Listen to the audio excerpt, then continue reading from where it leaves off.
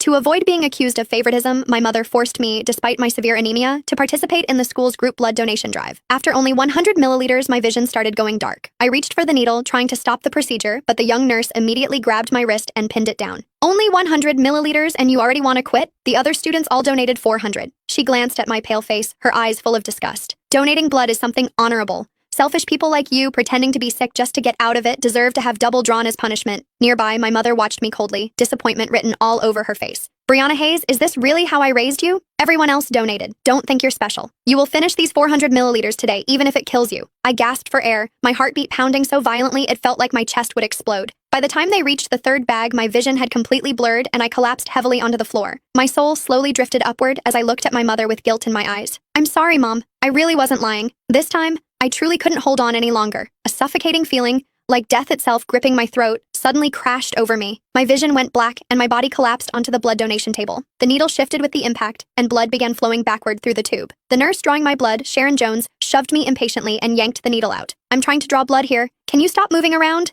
Now I have to stick you again. When I did not respond, a flash of disgust crossed her face. She gripped the needle and drove it hard into my arm. Oops, missed the vein. You don't mind, right? Sharon deliberately stabbed me several more times before finally stopping, leaving my arm bruised blue and purple. However, by then, I could not feel pain anymore. Well, I'll give you credit for enduring it. No sense of collective spirit at all. Everyone's donating blood and you're here pretending to be sick and fainting. It's only 400 milliliters. Everyone else donated. You're the only one acting delicate. She switched out the blood bags without even looking up, muttering under her breath. Mrs. Cole is such an outstanding person. How could she possibly have a daughter as selfish and irresponsible as you? The students lined up behind me began whispering among themselves. I heard she has severe anemia and still came to donate blood. Did she actually die? No way. Didn't the nurse say she was faking it to get out of donating?